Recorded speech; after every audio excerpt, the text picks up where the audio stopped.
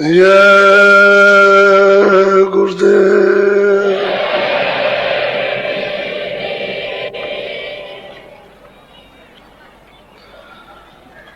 जय गुरुदेव।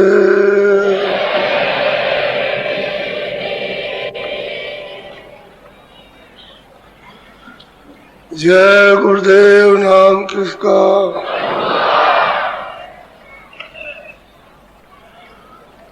जय गुरुदेव नाम किसका।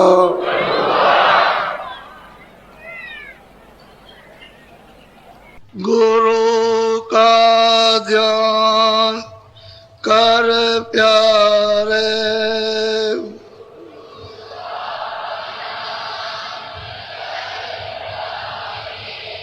बिना इसके नहीं छूटना।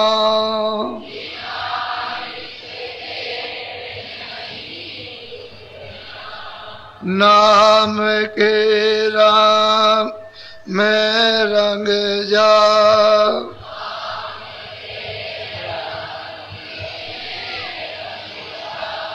मिले तो धाम निज अपना।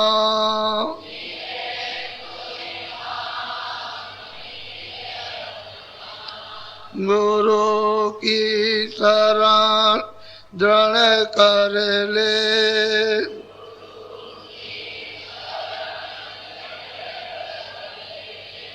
बिना इसका नहीं सरना।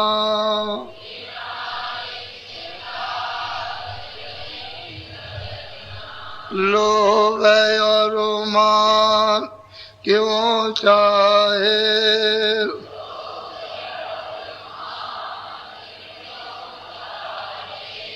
पड़ेगा फिर तुझे देना।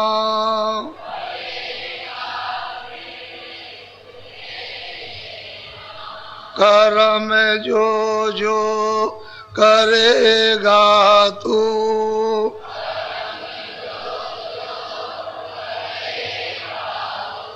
वही फिर भोग ना भरना।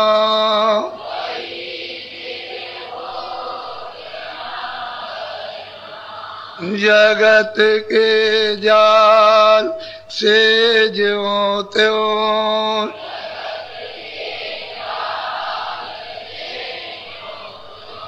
हटो मर्दान घी करना।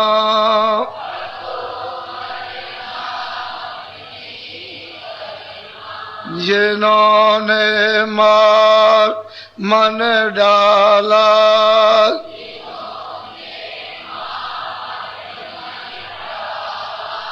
उन्हीं को सूर माँ कहना।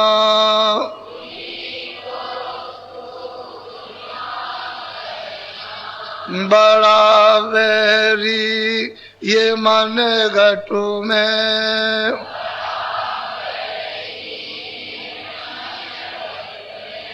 इसी का जीत ना कठना।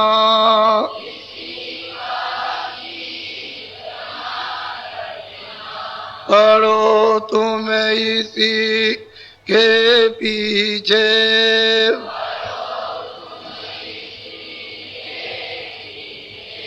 और सब ही जतन तजना।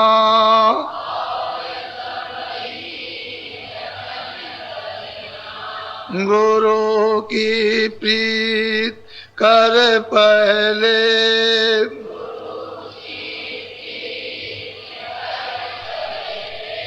बहुर घट सब को सुनना।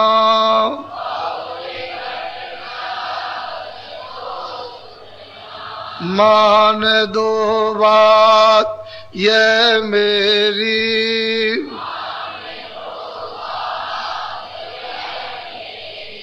करे मत और कुछ जतना।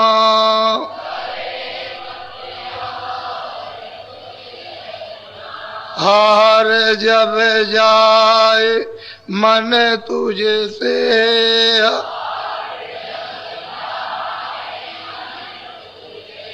हार जब जाए मन तुझसे,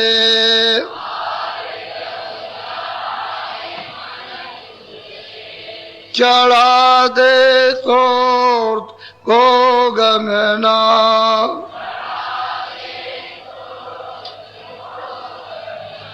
और सब काम जग झूठा,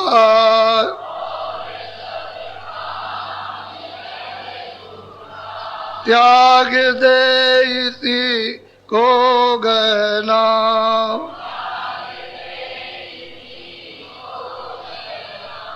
गुरु का ध्यान कर प्यारे,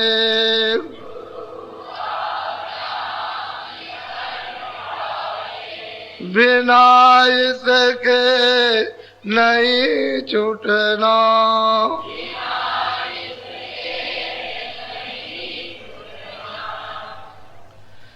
सतगुरु सतनाम तुमको लाखों प्रणाम।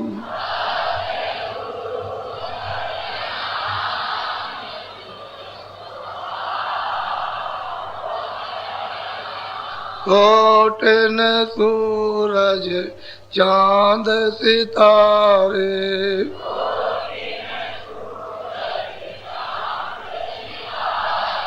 रोम रोम में करे उजारे,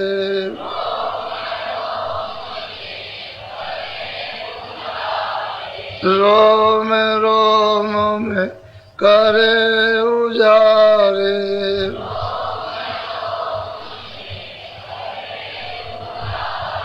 सतपुरुष करतार तुमको लाखों प्रणाम।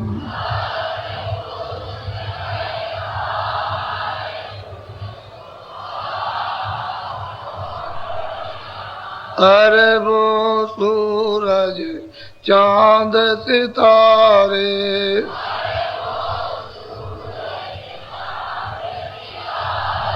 रोम रोम में करे उजारे,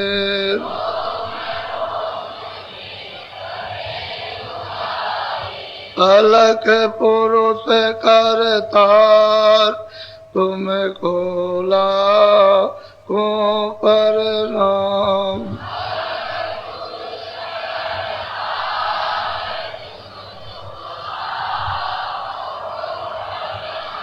खरबों सूरज चांद सितारे,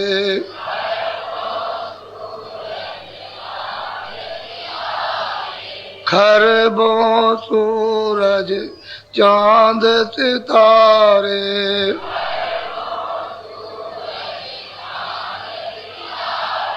रोम रोम में करे उजारे,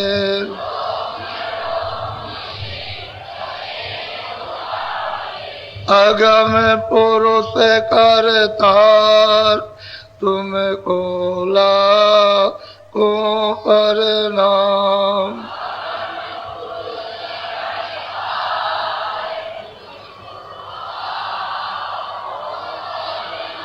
नील नील शशि बाण उतारे,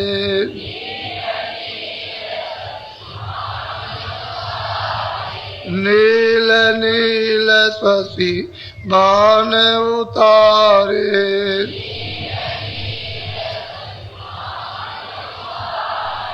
रोम रोम में करे उजारे,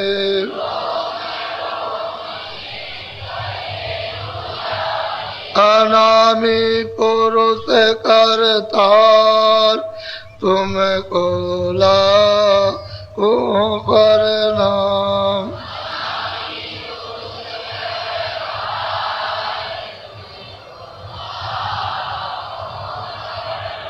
अनामी पुरुष से कर तार, तुम्हें खोला को प्रणाम।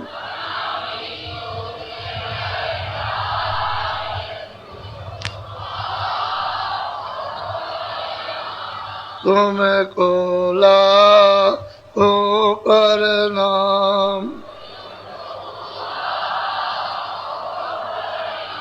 सत्य गुरु सतनाम, तुम्हें खोला को प्रणाम।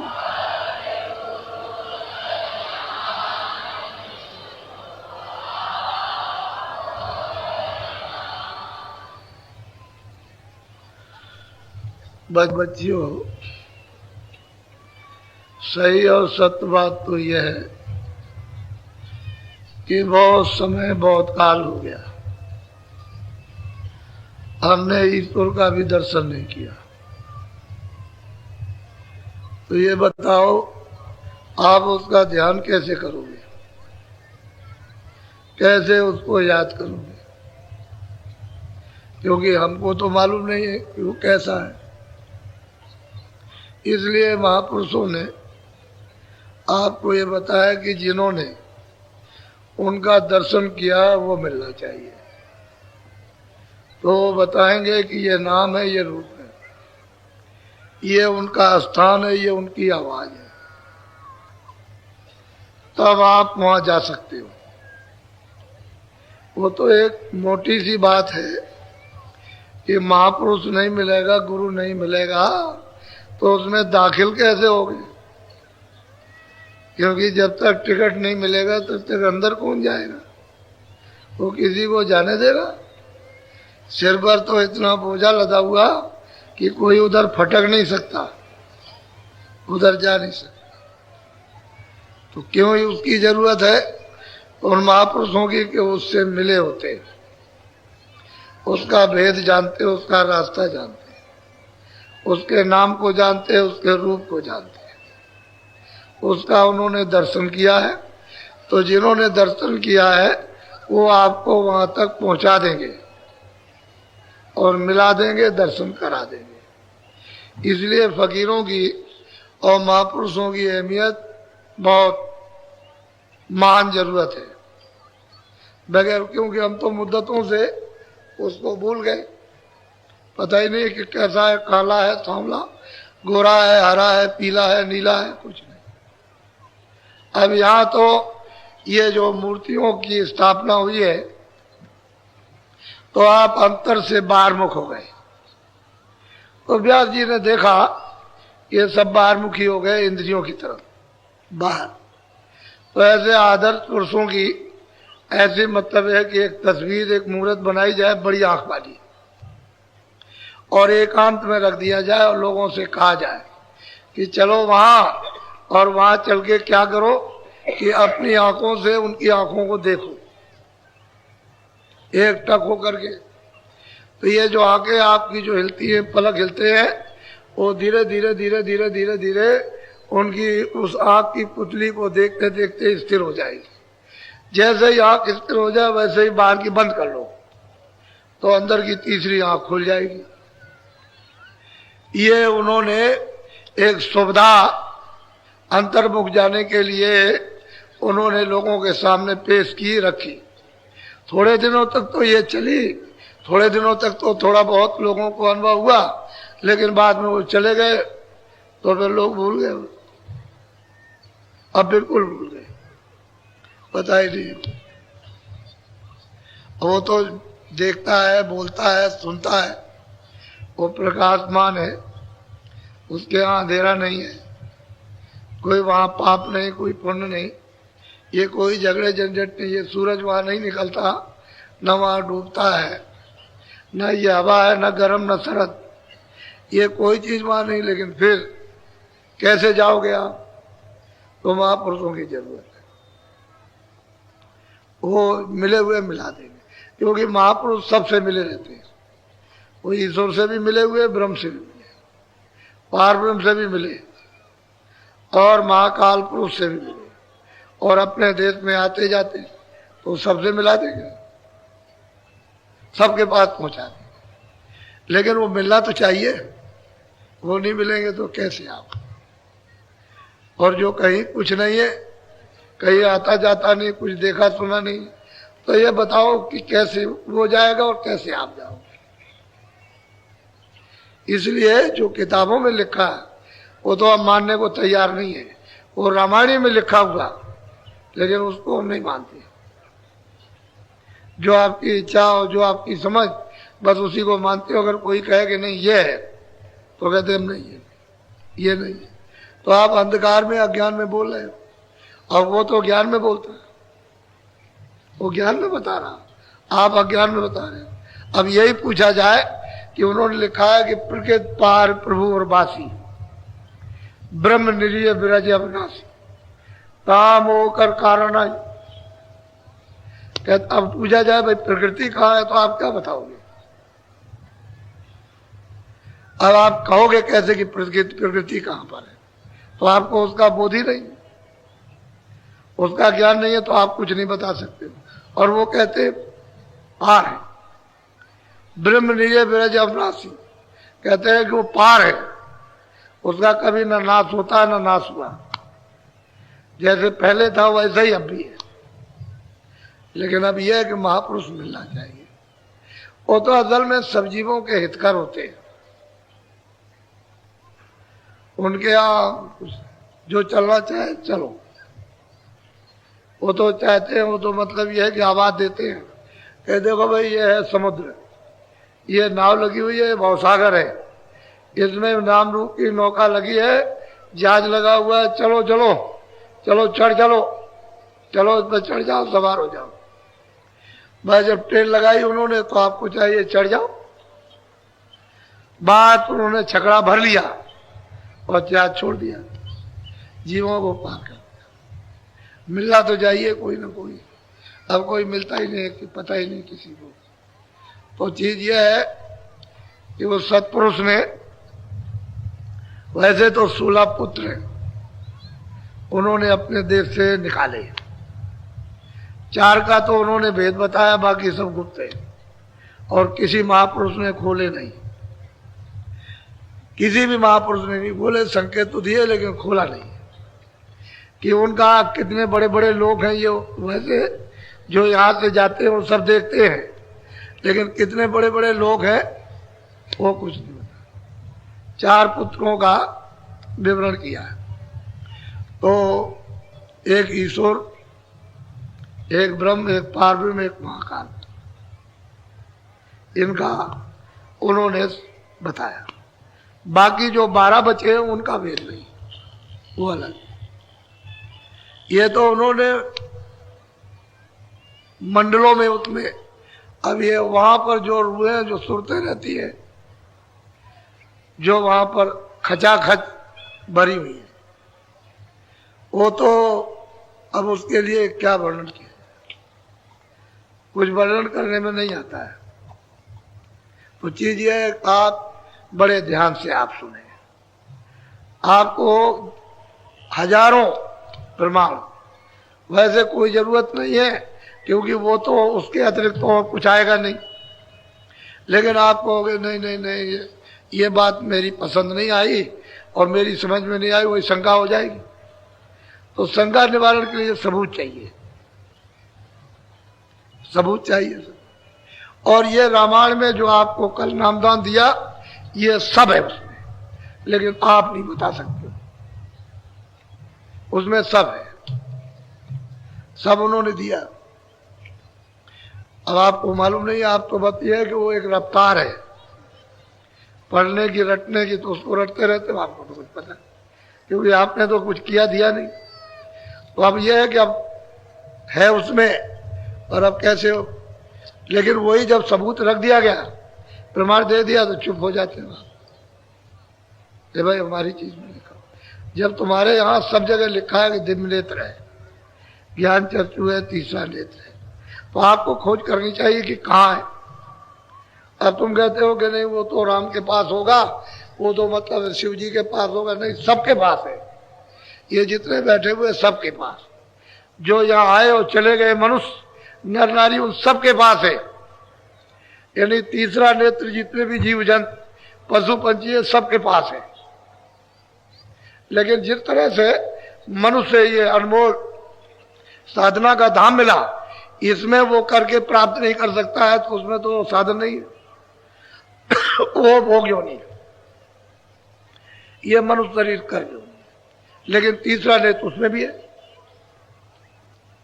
तीसरा नेत्र भी है, तीसरे कान भी है और तीसरी नाक भी है। जितने भी जीव जंतु हैं, कोई भी आला लगाइए ऐसे करके देखिए, छोटा से छोटा जीव होगा तो इधर देखो दोनों आंखों के मध्य में सूरत बैठी है, ये सबके, चाहे गाय हो, भैंस हो, सुअर हो, घोड़ा हो, गधा हो, छोटे छोटे जीव जंतु हो, पशु हो, पंछी हो, सब में। और दो आंखें सब में मिलेगी, दो कान सब में मिलेंगे, दो नाक सब में मिलेंगे। आप दूरबीन से देख लो, किसी में भी एक नाक नहीं, ये दो नाक, दो सुराख, दो कान के सुराख और दो आंखें, सब जीव छोटे से छोटे जो उसमें दूरबीन में यानी आप जो दिखाई देते उसमें भी है। और देखो मध्य में बैठी हुई सब। लेकिन ये साधना का स्थान है, केंद्र है। इससे मनुष्य शरीर से, पंच भौतिक शरीर से साधना होती है और इससे वो आप अपनी दिमाग और दिव्य कान खोल सकते हो। और तो मैंने अभी कल आपको बताया था कि भाई देखो शरीर के ये इधर आपका हृदय नहीं है। कोई कहे कि हमारा ये दिल है, ये हृदय है, ये हार्ट है, ये नहीं, ये यहाँ नहीं है। एक तो पिंडी मन, एक ब्रह्मांडी मन, एक पिंडी मन, एक अंडी मन, एक ब्रह्मांडी मन। तो ये पिंड का मन तो ये है उसका स्थान, लेकिन यहाँ जीवात्मा का हृदय तो है नहीं, उसका तो हृदय ये है ऊपर, ये ऊपर, ये इसके नीचे नहीं। नीचे तो दो आंख है, दो कान है, दो नाक, इधर है ही नहीं। इसके ऊपर बैठी हुई है, ऊपर हिस्से में। तो उसका हृदय, उसका दिल है, इतना बड़ा है। अब यहाँ तो कोई है ही नहीं। वैसे कहा जाता है कि संसार इससे मतलब एक कितने लाखों हिस्सा ज्यादा, करोड़ों हिस्सा ज्यादा, इतना बड़ा आकाश है। अब यह है कि अब कूड़ा कचरा है, अब इसकी वजह से अगर कूड़ा कचरा हट जाए तो बिल्कुल साफ दिखाई देता है, फिर वो अर्वचनीय हो जाता है, क्योंकि आप उसकी कोई मिसाल या नहीं दे सकते। इतना ही कह सकते हो कि बहुत बड़ा। उस समय पर तो जब ये था तो मतलब ये कि हृदय, ये दिल, चम चम चम चम, ये सिंहासन है, इसको स्वच्छ और साफ जब कर लिया तो इसी पर तो प्रभु बैठेगा। अगर आपका हृदय दिल साफ नहीं है तो ये बताओ कि इतना पाक साफ पवित्र है तो कहां बैठेगा। अगर मान लो बर्तन आपका खराब है तो कोई भी चीज रखोगे फट जाएगी। ऐसे ही नापाक दिलों पर, नापाक हृदय पर, गंदे हृदय पर आप कोई चीज रखो फट से खराब, कैसे? तो उसको शुद्ध पवित्र करना है। तो असल में चीज यह है कि बड़े ध्यान से सुनिए आप। अब उसको प्रमाणी ले लो, उसमें क्या बात है। हम तो चाहते थे कि आप ऐसे ही सुन लोगे, और वो भी मतलब ये क्रमशाही है, जो कुछ बताते हैं क्रमशाह। लेकिन आप ये सोचते हो कि भाई नहीं, कोई बाबा जी अपनी तरफ से कुछ ले आए होंगे, अपने तरफ से क्या लेना। जो सत्य है वो सदा रहेगा, और जो जो उसको पाएगा वो कहेगा। बिना कहे तब रहा न कोई, बिना कहे कोई नहीं। मीराबाई कहती है कि खोजत खोजत मैं चारों तरफ ढूंढती तलाश करती हूँ, कोई ना करत बखानी। वो कहती है कि मुझे, मैं प्रभु से मिलना चाहती हूँ, कोई जानता हो तो मुझको बता दो। तो कहते हैं कोई नहीं बताता उसको, और रोती और चिल्लाती, अच्छा नहीं लगता। खोजत फिरूं भेद बा घर को, कोई ना करत बखानी। कोई वर्णन नहीं करता है। जितने भी मतलब यह है कि विद्वान, उनसे उसने जाकर के पूछा, लेकिन किसी ने नहीं बताया। तो जब मालूम हो तब तो बताए। खोजत खोजत खोजत फिरूं वेद कर को, कोई न करत बखानी। कोई वर्णन नहीं करता, कोई बताता नहीं। कहते खोजत खोजत, ढूंढते ढूंढते मिले रैदास संत सदगुण, दीना सुरस हैदान। कहते हैं संत सदगुरु और रैदास जो काशी में रहते थे, ये इधर से चले गए उधर राजस्थान में, और वो एक बगीचे में ठहरे हुए थे। तो इसको बड़ी तो लगन थी कि भाई किसी महात्मा का दर्शन करें, तो ये दर्शन गई, वहीं बता दिया, वहीं भेज दे दिया कि ले तू ले ले, अब यही कमाई कर ले और अपना काम कर ले। खोजत खोजत मिले रैदास संत सदगुर, दीना सुर सैदानी, मैं मिल जाए पाए पी अपना, तब मेरी पीर बुझानी। उसके गुरु रैदास जी थे, उनसे उसने प्राप्त किया था। अब आप जो चाहो सो कहते रहो, तो अपनी आप की बात, लेकिन सच्ची बात तो ये है। और रैदास यहाँ काशी में थे,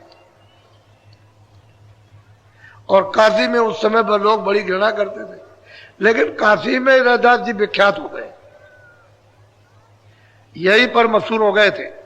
फिर यहां से मतलब ये महात्माओं का विचरण होता है, चले गए उधर जा करके। वैसे तो उन्होंने भी बहुतों को पार किया, बहुत जीवों को उस परम पद में पहुंचाया। तो आप बड़े ध्यान से सब लोग सुनो, ये तो आपको रास्ता है। तो सूरत बैठी हुई है दोनों आंखों के मध्य में, इसको कहते हैं तीसरा तिल, आज्ञा चक्र। इधर देखो, ये आज्ञा चक्र है, ये कंठ चक्र है, ये हृदय चक्र है, ये नाभि चक्र, नीचे इंद्री चक्र है, और नीचे गुदा चक्र है। 5 चक्र है, और छठे चक्र पर जीवात्मा स्वयं बैठी है, दोनों आंखों के मध्य भाग में विराजमान है, बीचों बीच में। इसको तीसरा तिल, आज्ञा चक्र, छठा चक्र कहते हैं। अब वो तो मालूम हुआ कि इधर नहीं है, इधर नहीं है, इधर नीचे नहीं, ये यहां पर बैठी है। अब ऊपर जाना, पहले योगी योग करते थे ये प्राणायाम से, तो ऊपरी की तो आवाज सुनते थे प्राणायाम, यानी प्राणों को रोक करके गुदा चक्र से नली में चढ़ा के ऊपर ले जाते थे। तो धीरे धीरे धीरे अगर कुछ संयम बिगड़ गया तो शरीर अंग भंग हो जाता था, बेकार हो जाता था कुछ। अब उसमें कोई तो आखिर यही तो आएंगे आप नीचे से चढ़कर, तो यहाँ तीसरे तिल में, तो यहाँ आकर के फिर झनकारें होती, आवाजें मिलती थी।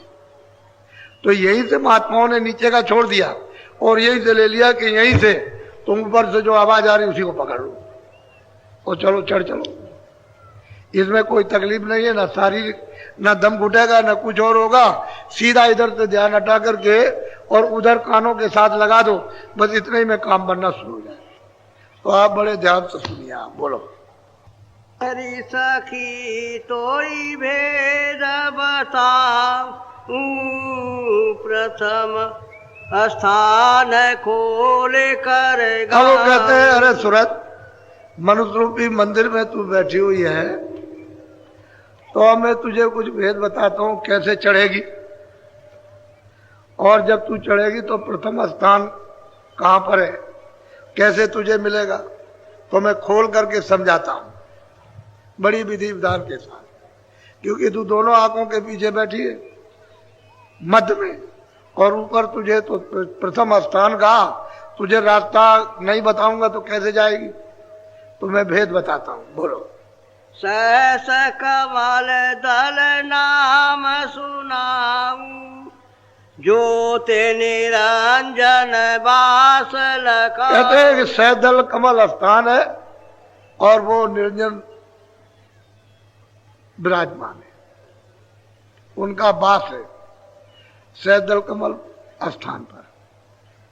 यहां से बहुत दूर है उनका निवास है, बात कहते हैं निवास, रहने का स्थान, वो कमल है, उस पर वो विराजमान बैठे हुए हैं। वैसे बहुत सुंदर है, यानी उसमें सुंदरता में को बहुत सुंदर। तो कहते हैं कि भाई वो सहदल कमल नाम उनका ये है, और वो ज्योति में विराजमान बैठे हुए, और वो सहदल कमल है, उस जगह उनका स्थान है। लेकिन यहां से यानी करोड़ों योजन ऊपर है।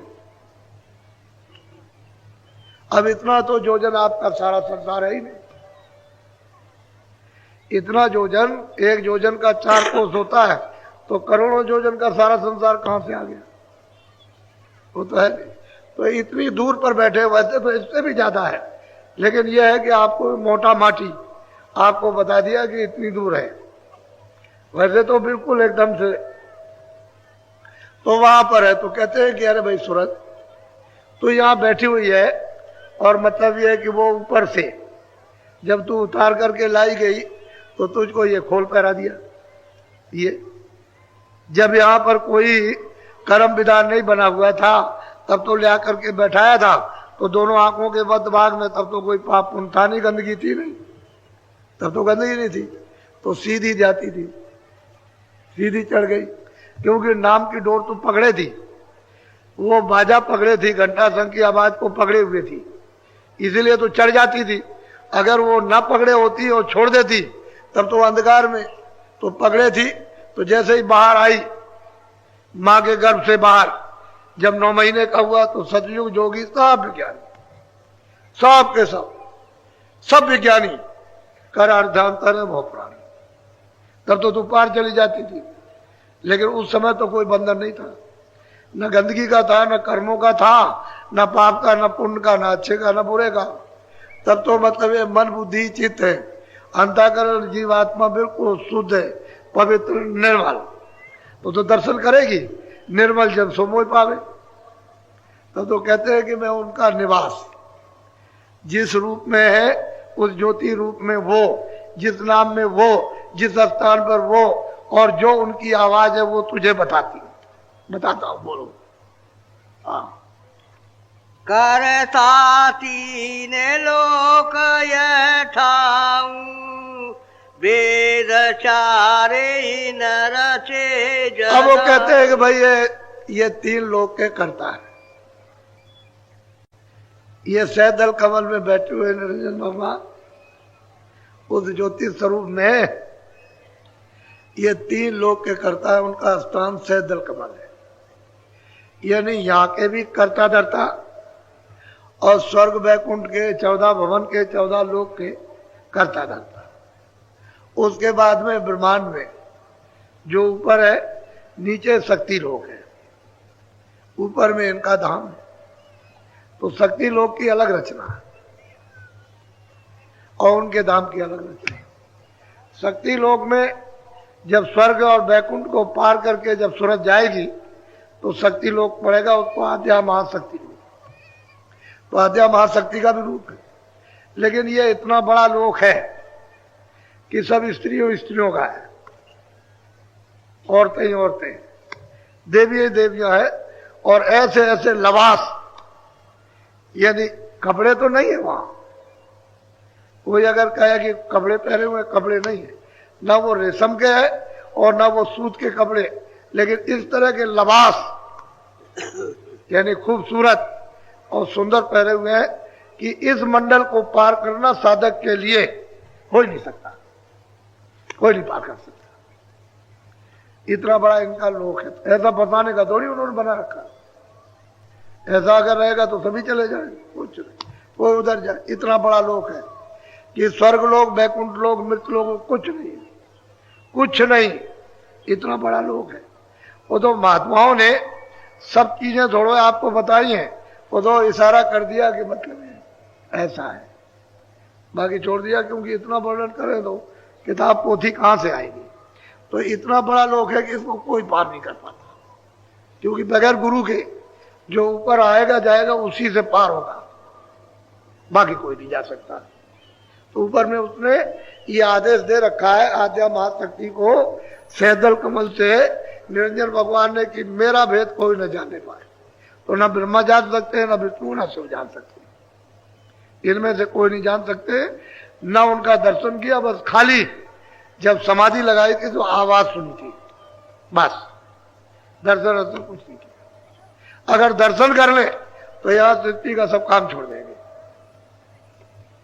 फिर प्रलय, उत्पत्ति और पालन का कोई काम नहीं करेंगे। इसलिए इनको हिदायत है कि ये मेरा भेद न जाने पाए। और ये आद्या महाशक्ति के 3 पुत्र हैं।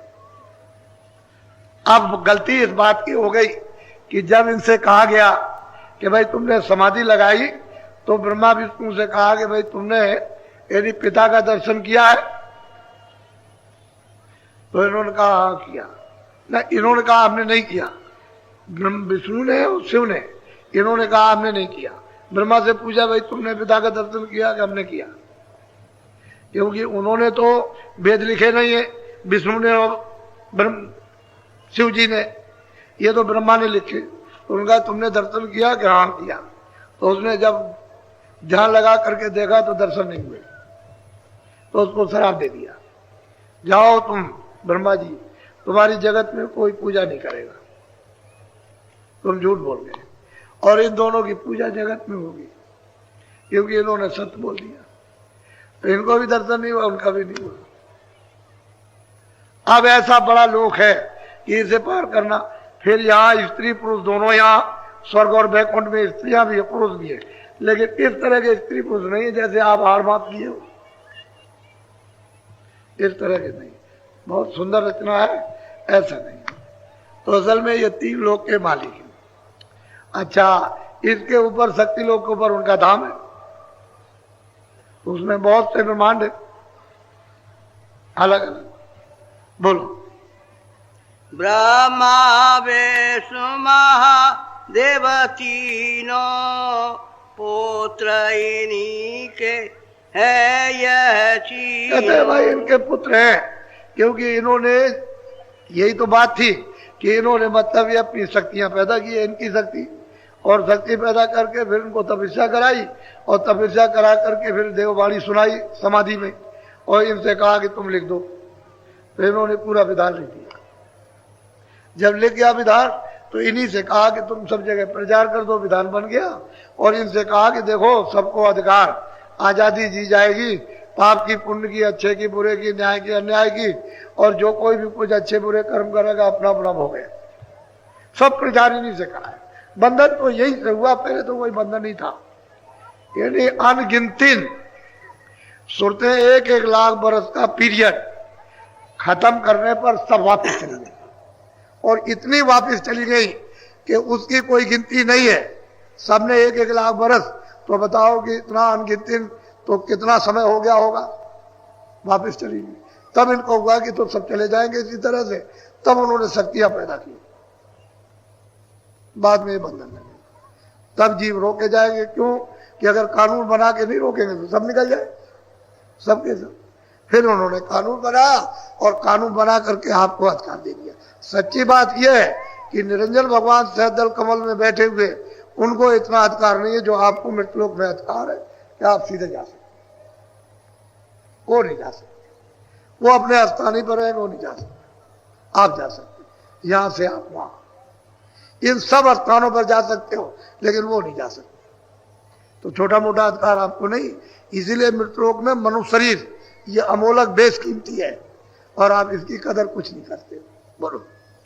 कुल बैराट रचा इन मिल के, जीवन गे रेलिया इन पे। बैराट की रचना इन्होंने की, और रचना करने के बाद में सब जीवों को घेर लिया। चलो कि देखो तुमको अधिकार मिल गया, ये पाप है पुण्य अच्छा बुरा, अब अपना अपना करो। तो पहले तो पुण्य भी नहीं था, अब तो पुण्य भी बनेगा, तो गंदगी तो जमा होगी, बोझा तो जमा होगा ही, इकट्ठा होगा ही, तो उसका भी तो आपको फल भोगना। और मतलब है काले का और सफेद का, दोनों का भोग। बैराट को पूरा ये रचना स्वर्ग वैकुंठ की, ये मृतलोक की, 4 खानों की, 84 लच्योनियों की, नरकों की पूरी रचना रही, और जीवों को अधिकार देकर के घेर लिया। अब बगैर महात्माओं के कोई जीव जा नहीं सकते। बोलो। जाल बिछाया जग में भारी, इनकी पूजा। सबसे बड़ी बात तो बच्चों यह है कि ऐसा जाल उन्होंने छाया दे करके बिछा दिया कि मतलब है सब तो लग गए बाहर इंद्रियों के, इसमें जाल में फंस गए, इन भोगों में। और जब उन्होंने जो बनाया उन्होंने दर्शन नहीं किया, तो आपको दर्शन कैसे हो जाएगा? वो तो वही दर्शन से वंचित रह गए। तो जाल बिछा दिया, और फिर मतलब यह है कि कर्म यानी करा करके गंदगी को ला दिया और आपकी आंख और कान नाक बंद हो गए। बस आपका बल्ब जल रहा था, जो जीवात्मा रूपी वो पावर हाउस से प्लग निकल के वो बुझ गया। अब जब से पड़े हुए रो रहे चिल्ला रहे, तो आपका घर तो यहाँ है नहीं, घर तो उनका भी नहीं है। कृष्ण भगवान ने अर्जुन से कहा कि देख अर्जुन, ये तेरे सामने ये चीटा, ये जो चल रहा, ये कई बार ब्रह्मा हो चुका, और इसको देखो चीटे की गति प्राप्त है। उन्होंने इशारा करके चीटे की तरफ बताया कि ये चीटा कई बार ब्रह्मा हो चुका, और देखो अब ये गति उसको मिली, चीटा, ये उसको 84 की गति मिली। तो भी तो स्थान मतलब ये है कि टिकाऊ नहीं है, पुण्य छीड़े, यानी पुण्य जब आप करोगे और वहां पहुंच भी गए स्वर्ग वैकुंठ, तो पुण्य छीड़े मृत लोगे, फिर आ जाओ। और मेरा राजाओं के घर में जन्म लो, सेठ साहूकारों के यहाँ, और उसके बाद मनमानी पाप करो, फिर चलो नीचे, फिर खानों में चले जाओ। तो ये क्या हुआ, फायदा क्या मिला? ऐसी थोड़े दिन की बुल्ले की जिंदगी में फिर सदा के लिए आप चले गए तो लाभ क्या हुआ? तो कहते हैं जाल बिछा दिया। वैसे आपको सब अधिकार दे रखा उन्होंने, तो उससे नहीं, लेकिन आपको स्वतंत्र कर दिया। उन्होंने कहा हमारी तरफ से कोई रोक टोक नहीं है। तो ये मामूली चीज है, फिर आप अपने ही वासना में फंस गए, उनका दोष नहीं है। उन्होंने तो मतलब है कि ये अधिकार दिया और ये जाल बिछा दिया। अब इसमें आप आनंद ढूंढ रहे हो तो आनंद कहीं नहीं पाने, जब नहीं मिलेगा तो फंस गए आप भोगों, इंद्रिया भोगों में फंस गई, इंद्रियों के दरवाजों पर मन बैठ करके गुलाम हो गया। अब ये इंद्रियां छोड़ती नहीं भोगों को, और मन इंद्रियों के दरवाजों को नहीं छोड़ता, गुलामी करता। तो जीवात्मा बेचारी क्या करे, इसकी शक्ति को घसीट लिया और उसका दुरुपयोग ये कर रहे। अगर वो निकल जाए तो फिर तो ये कुछ नहीं है, तो चारों तरफ से बैठ के घेरे हुए। बोलो, फंसे जाल में पचे कर्म में धोखा खाया पर। अरे भाई कहते हैं कि पचे जाल में फंसे कर्म। अब तुमको ये तो नहीं कहा कि तुम बुरे काम करो, अच्छे करो। तो अच्छे करोगे, आपको अच्छे घर में आपको जन्म मिलेगा, धनी मानी राजा का। फिर क्यों बुरा करते हो आप? वो त्याग करो।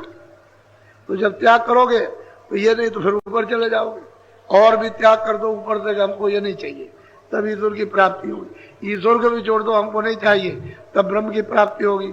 और ब्रह्म को भी नहीं चाहते हो तो ऊपर जाओगे तो फिर पार ब्रह्म चाहिए। ऐसे तब आप अपने घर में पहुंचोगे। और कहीं ना कहीं फंस गए तो यही फंसे हुए आप कहीं नहीं, न स्वर्ग जा सकते हो, न वैकुंठ जा सकते हो, न ब्रह्मा से, न विष्णु से, न शिव से मिल सकते हो। तो बताओ, जब यही फंस गए ऊपर कौन जाएगा? तो कहते हैं कि भाई फंसे जाल में और पचे कर्म में, धोखा खाया पड़े भरम में। अभी भरम नहीं है तो क्या? भरम से तो संदेह, तो घर में झगड़ा, बच्चों में झगड़ा, पति पत्नी में झगड़ा, इसमें झगड़ा, धर्म में झगड़ा, कर्म में झगड़ा, इसमें उसमें, सब चीज में झगड़े झगड़ा। अब भरम में फंस गए। अब इससे फुर्सत मिले, इससे छुटकारा हो, तब तो कुछ सोचो। बुद्धि तो भरम हो गई, भ्रमित हो गई। बोलो, अब जो इनको कोई समझावे सत्य पुरुष का भेद। कहते हैं कि अब इनको अगर कोई समझाए कि चलो भाई तुमको ईश्वर के पास ले चले, चलो तुमको ब्रह्म के पास ले चले, चलो तुमको स्वर्ग में ले जाए, तो झगड़ा करते। कहते हम नहीं जाना चाहते स्वर्ग, हम ये भोग नहीं छोड़ना चाहते, झगड़ा करते। अरे भाई कल्याण तो तेरे लिए कह रहे हैं, तू अपना कल्याण कर, जीवात्मा को बचा। गड्ढे कहते हमको नहीं चाहिए स्वर्ग, हमको वैकुंठ नहीं चाहिए, हमको तो ये भोग चाहिए। अब भोग में चिल्ला, अब रो रहा, चिल्ला रहा, और कहता कि दया कर दीजिए। रो भी रहा, चिल्ला भी रहा, और से कहते हैं अच्छा चल भाई चल, चलो तुझे निकालने। कहले निकालिए मत, ही रहने दीजिए, और दया कर दीजिए। किस बात की दया? अरे तू पड़ा तो ऐसी जगह जहां रोएगा ही, जहां कष्ट हो रहा, दुख हो रहा, पीड़ा हो रही। कहते हैं तुझे निकालने के, निकालिए मत, दया कर दीजिए।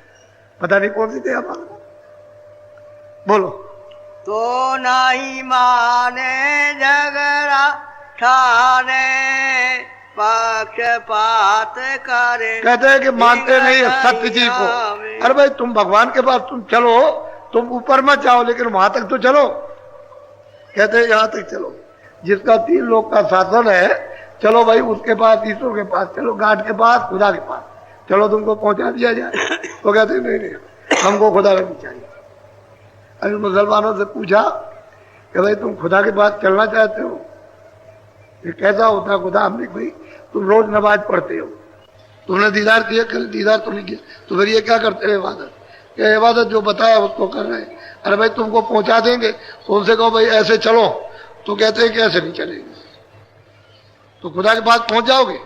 ऐसा ही मतलब है कि इनसे कहा जाए कि तन रूपी इस मंदिर में जीवात्मा बैठी है और इसी से रास्ता जाता है, हरि का दरवाजा तो यहीं पर है, तो चलो तुमको ले चले। कह लगे भगवान के पास नहीं जाएंगे, हमको नहीं जाना। बोलिए अब क्या किया जाए, बोलो। या ते मैं तो को समझाऊं, ये सब ठग को लेकर। अब बताओ, ठगे, खुद ठग गए हो, यानी इस जाल में फंसे हो, अज्ञान में, इस मोह में, ममता में, काम में, क्रोध में, और रोज रो रहे हो और चिल्ला रहे हो और तुम्हारा यहाँ कोई नहीं है। तो ये मतलब ये है कि अब तुम इसमें फंसे हो। वो कहते हैं अरे भाई यहाँ तुम्हारा कुछ नहीं है, तुम इसमें फंस गए। वो कहते हैं भाई तुमको ये मनुष्य शरीर तुम्हारा नहीं है, इसको छोड़ना। जब मनुष्य शरीर छूट जाएगा तो ये तुम्हारी चीजें, तो फंसे पड़े, मानते नहीं। बोलो। इनके मार्ग तू बति जाय, तू संतन की शरण। अब बहुत प्यार से समाचार, अरे भाई काम में मत भरते, लोभ में मत मत, मोह में मत भर, मतलब अहंकार मत कर, तो मतलब धोखा मत दे, झूठ मत बोल, बेईमानी मत कर, चोरी मत कर। अरे इनके मार्ग मत जा, तू संतन की शरण, वहां चला जा। वहां जाकर के तो वहां सत्संग भी सुनेगा, रास्ता भी मिल जाएगा, दया भी हो जाएगी, सब हो जाएगा। तो काम क्रोध लोभ मोह को नहीं छूटता और रो रहा चिल्ला।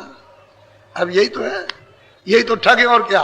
काम ने, क्रोध ने, लोभ ने, मोह ने, अहंकार ने लूट लिया, अब चौड़े मैदान में लूट गए। ये ठग है, इनसे तेरा उबार नहीं हो सकता। इन काम क्रोध लोभ मोह अहंकार को कौन, इनको मतलब यह है कि शांत करेगा। बिना महापुरुषों के तो कोई कर नहीं सकता। इन ठगों से कोई नहीं बचा सकता। अब ठग गए, इनको ठग कहते हैं। जी हाँ, बोलो। सतगुरु कहे सोई तुम मानो, इनका वचन न करी। अब कहते हैं कि जो सतगुरु कहे, जो ऊपर ले जाते हैं जीवात्मा को, इधर से उधर पहुंचाते हैं, कि वो काम जो कहे उसको करो, बाकी जो उधर न ले जाए तो अब क्या, उसका प्रमाण क्या है? उसका कोई प्रमाण।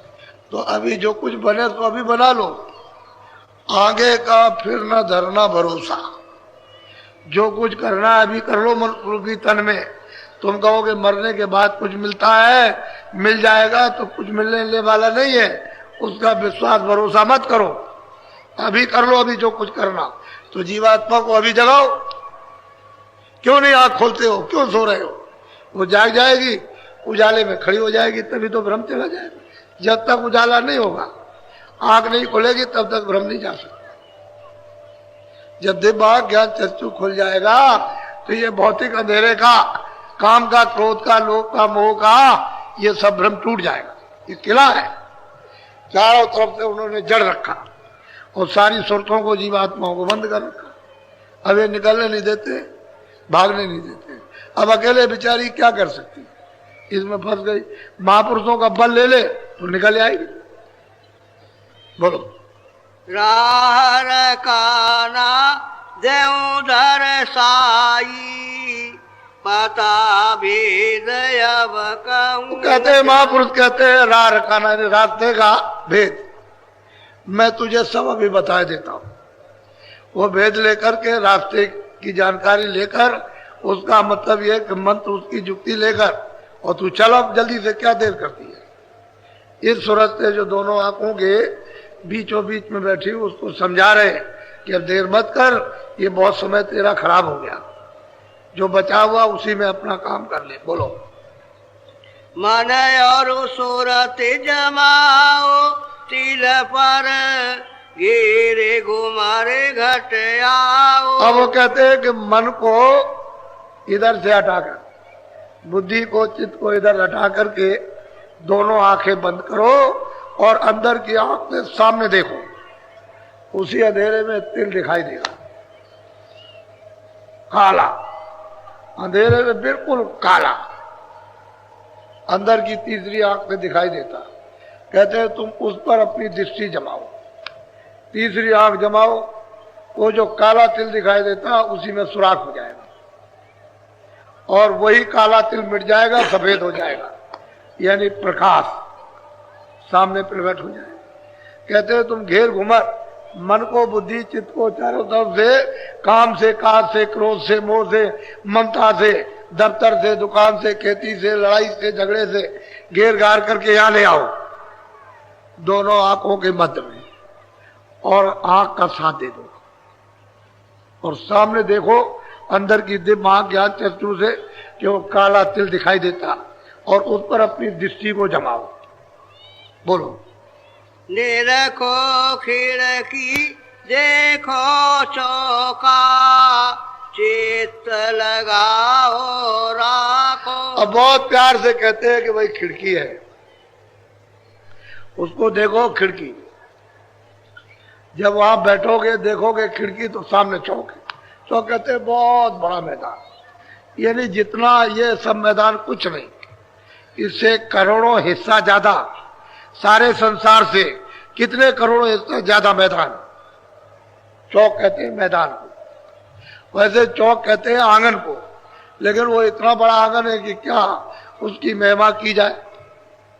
कहते हैं तुम उस खिड़की पर तुम अपनी सूरत को जमाओ, उस तिल के ऊपर खिड़की हो जाएगी और वो खुलेगी सामने चौक। जब आप उसमें प्रवेश हो जाओगे तो एकदम खुले मैदान में।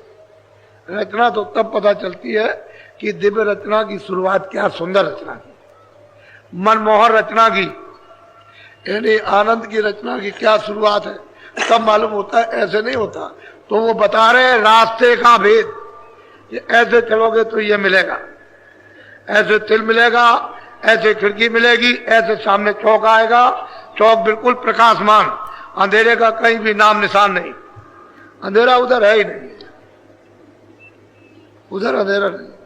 वो अंधेरा तो बस ये है गंदगी जमाया, और जैसे ही गंदगी साफ हुई तो फौरन इसकी आंख खुल गई, फिर अंधेरा नहीं, फिर अंधेरा है नहीं। जब जीवात्मा की आंख खुल गई तो इसी में से कितनी रोशनी, कितना प्रकाश, कितनी लाइट इसी जीवात्मा से निकलती है कि ये इसके हजारों सूरज यानी सामने आकर के उग जाए तो इसकी रोशनी में छुप जाएंगे।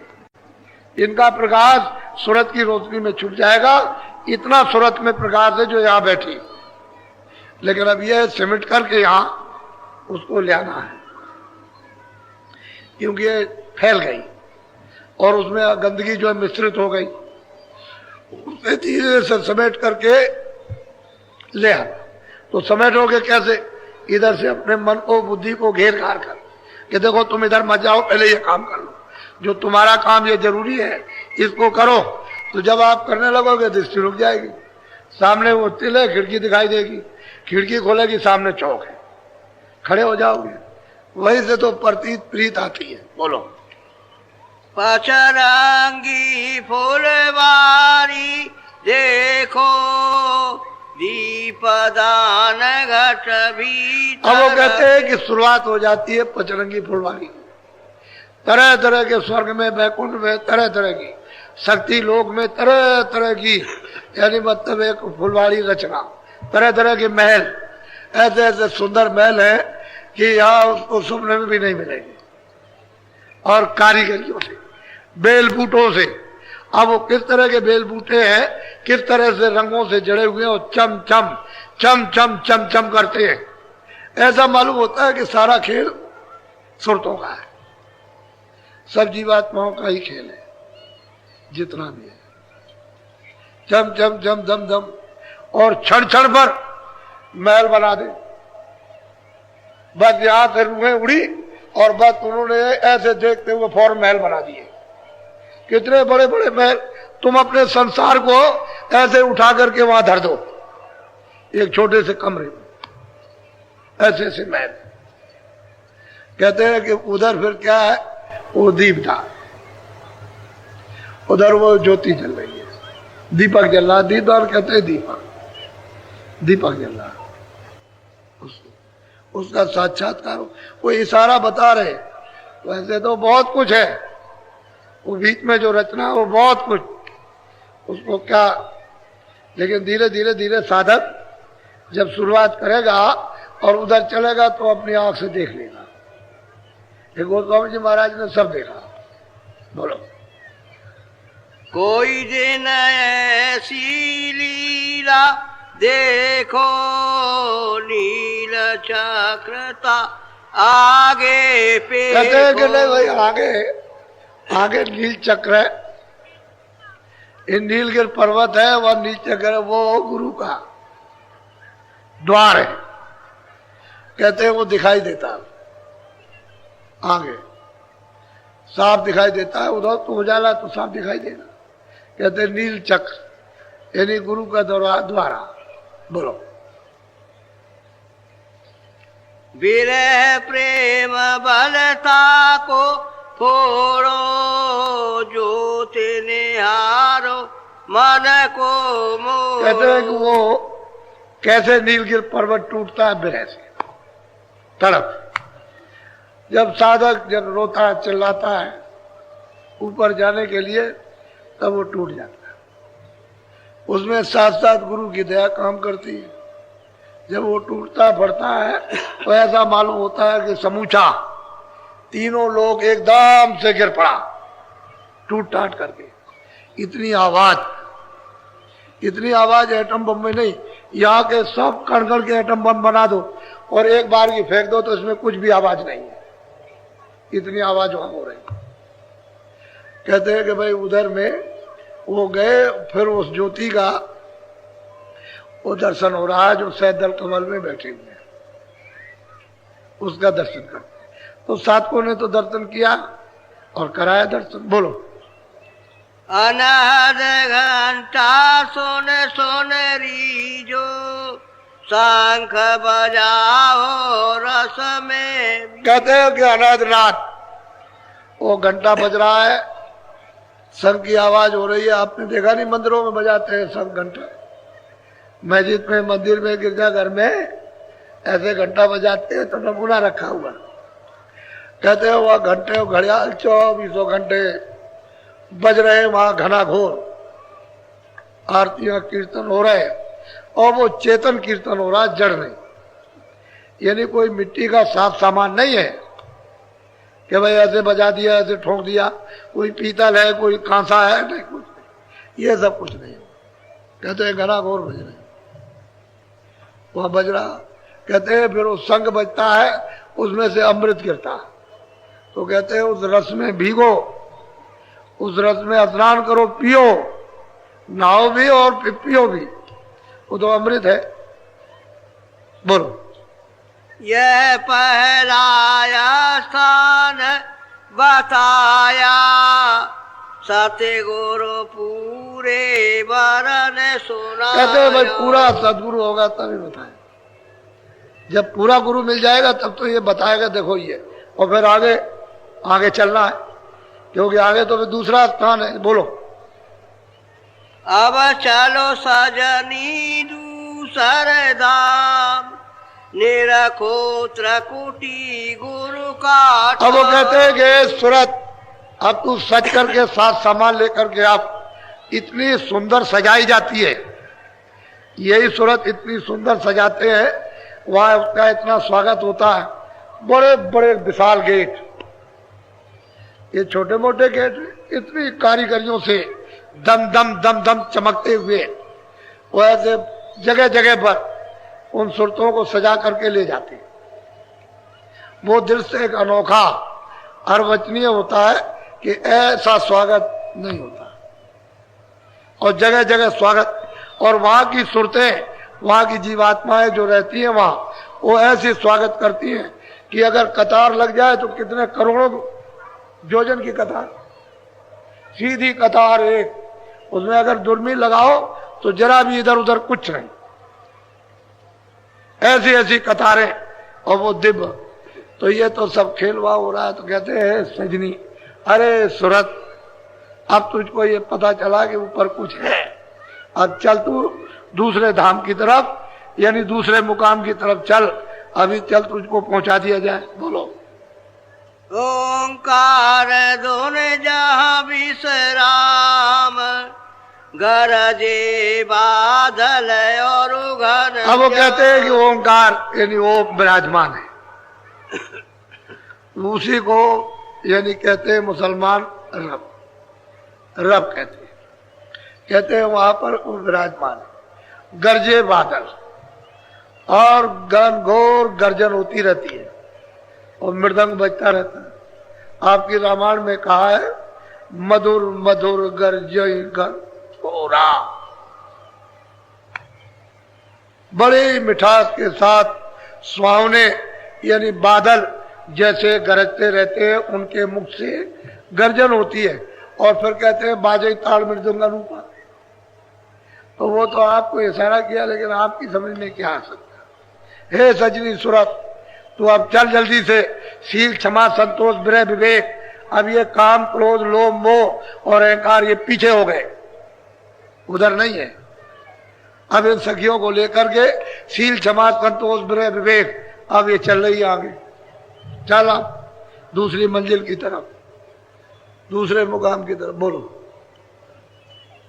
सूरज मंडल लाल मुकाम, गुरु ने बताया गुरु का। कहते हैं कि सूरज मंडल वो लाल मुकाम है, वो ब्रह्म है, और वहां गुरु का भी स्थान है, उसको गुरुपद कहते हैं।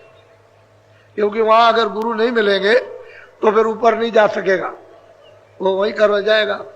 और यही से सूरत को दूसरे मुकाम से ही, ब्रह्म स्थान से ही इसको कपड़ा शब्द स्पर्श रूप रस का पहराया गया।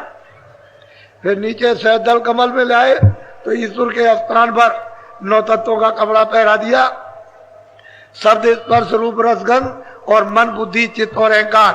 फिर नीचे स्वर्ग वैकुंठ में उतारा, नीचे शक्ति लोक के नीचे, तो उसको 17 तत्वों का कपड़ा पहरा दिया। 10 इंद्रिया चतुर्संताकरण, मन बुद्धि चित्त अहंकार, 10 4 14 और रजोगुण तमोगुण सतोगुण। इसको जब पहरा दिया तो उससे मोटे खोल में, और उससे नीचे जब मित्रलोक में उतारा तो ये मोटा कपड़ा पहरा दिया। स्थूल जल पृथ्वी अग्नि वायु आकाश मसाले का ये बना हुआ शरीर। अब जीवात्मा है, इसलिए कहते हैं जड़ चेतन ग्रंथ पड़ गई, यद्यप झूठी है लेकिन खुल नहीं सकती, बगैर महात्मा के नहीं खुलेगी।